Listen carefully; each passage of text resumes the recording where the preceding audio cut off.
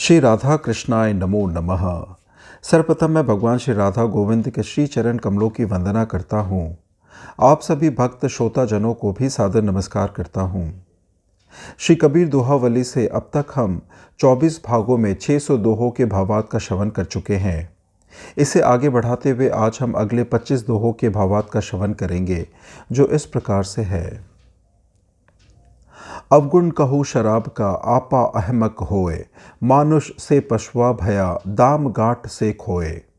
शराब के अवगुणों के विषय में कबीरदास जी कहते हैं कि शराब पीकर मानव पागल और मूर्ख बन जाता है, उसका व्यवहार पशुओं के समान हो जाता है तथा जेब के पैसे भी बर्बाद हो जाते हैं।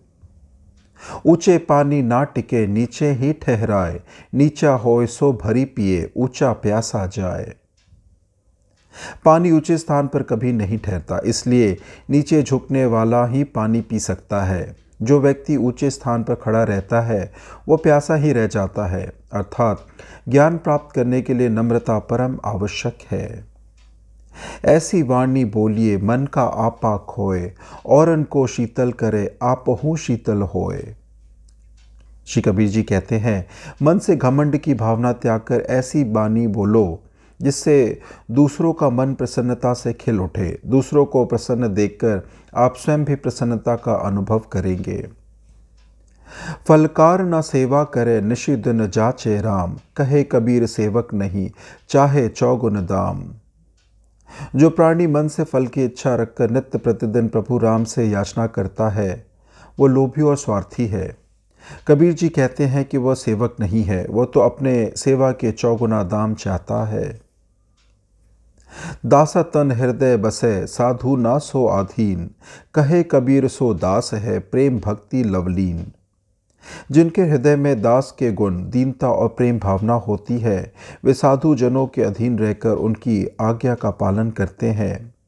श्री कबीर जी कहते हैं कि ऐसे ही लोग सचमुच दास हैं, वे ही सदा भक्ति में लवलीन रहते हैं। यह तत् व तत् एक है, एक प्राण दुई गात, अपने जिय से जानिए मेरे जिय की बात। एक यह है और एक वह है। परस्पर प्रेमियों में कोई भेद नहीं होता, किंतु सामान्य दृष्टि से देखने पर दो शरीर दिखाई देते हैं, किंतु इनके प्राण एक ही है। प्रेमियों के इस गूढ़ रहस्य को प्रेमी जन ही जानते हैं।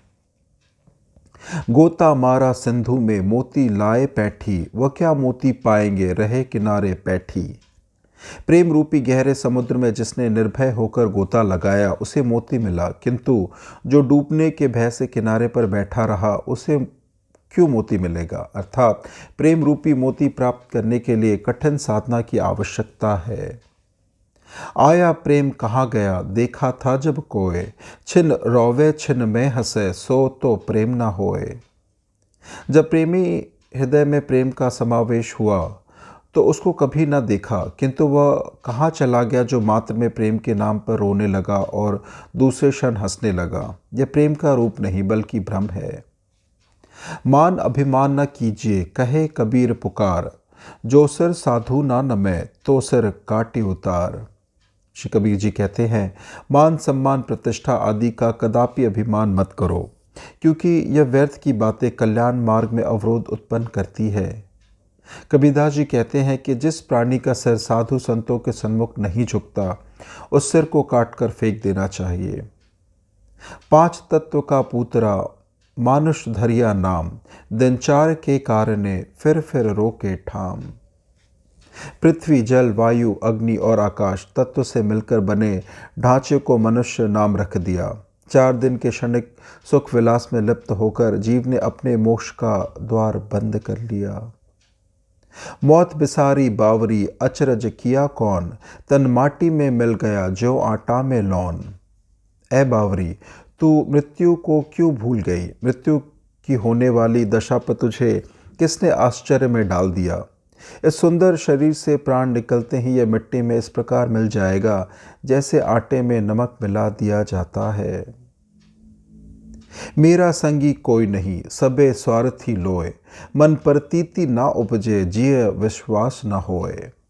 श्री कबीरदास जी कहते हैं, मेरा इस संसार में कोई मित्र नहीं है, यहाँ तो सभी स्वार्थी हैं।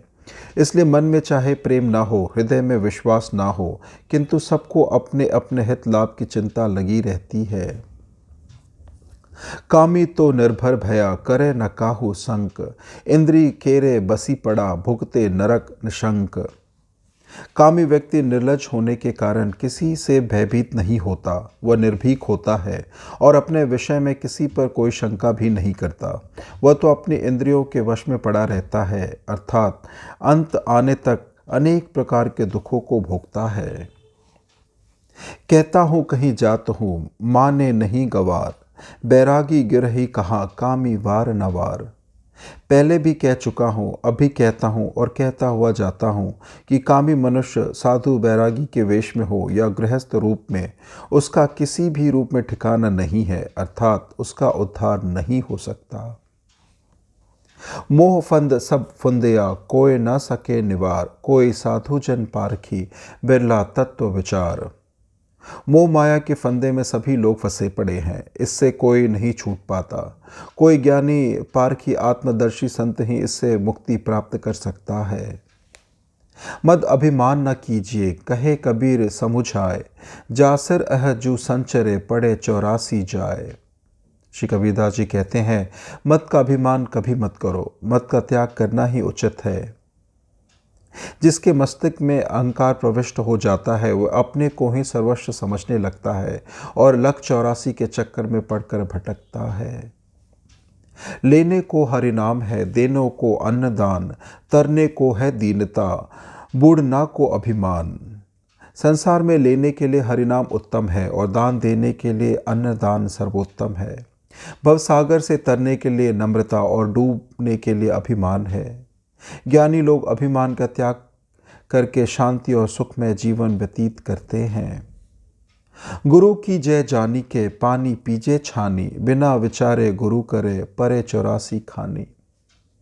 प्राणी को सचेत करते हुए संत कबीर जी कहते हैं कि आप जिसे भी अपना गुरु बना रहे हैं, सर्वप्रथम उनकी कथनी और करनी को जांच परख लो। बिना परख किए गुरु नहीं बनाना चाहिए। गुरु परख कर बनाइए और पानी को छान कर पीजिए।